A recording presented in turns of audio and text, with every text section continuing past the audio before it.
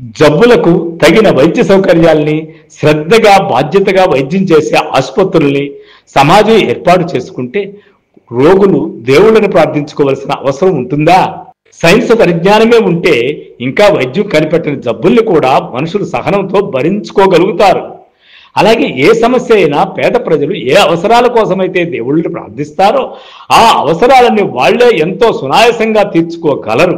అయితే ఆ తీర్చుకోగలిగే అవకాశాలని వెతుక్కోవడం మర్చిపోయి ఎక్కడో ఉన్న అదృశ్య శక్తిపై ఆధారపడతారు. కాబట్టి దేవుడా నువ్వే శరణాగతి అనుకుంటూ దానే జ్ఞానం అనుకుంటూ ఆ అజ్ఞానం వైపే వెళ్తారు. కాబట్టి వచ్చే సమస్య అంతా. కానీ ఆ జ్ఞానం ప్రజలకు ఏర్పడాలి. అది జరగకుండా ఉండటానికే దోపిడీ ప్రభుత్వము ప్రజలు తమ అవసరాల కోసం దేవుళ్ళనే ప్రార్థించుకునేలాగా ప్రోత్సహిస్తుంది. తిరుపతికి బస్సు సౌకర్యాలు పెంచి, భద్రాచలం గుడికి వెండి రేకులు తాపించి, అన్నవరంలో సింహాచలంలో ఏదేదో చేసి ప్రజలకు దేవుడి గుళ్ళు మీద ఆకర్షణలు పెంచుతుంది. దోపిడీ ప్రభుత్వం చేసే పరిపాలనలో ప్రజల మూఢనమ్మకాల్ని చెక్కు చెదరనివ్వకుండా ఉంచడం ఒక ముఖ్య భాగంగా మారిపోతుంది.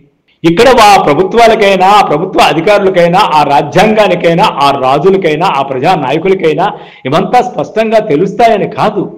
తెలిసినా తెలియకపోయినా వారి యొక్క ఆ చట్టంలో ఇరుక్కుపోయి అలాంటివి పెంచి పోషిస్తూ ఉంటారు. తమ వర్గం యొక్క ఇష్టాలు కష్టాలుగా మారకుండా తమ ప్రయోజనాలు నెరవేరేట్టుగా పేదలు కావచ్చు, దరిద్ర దామోదరులు కావచ్చు, వాళ్ళ అనుకూలంగా మలుచుకోవాలంటే ఇలాంటి భావాల్ని వాళ్ళు తెలుసో తెలియకుండా ప్రోత్సహిస్తూ ముందుకు వెళ్ళిపోతారు.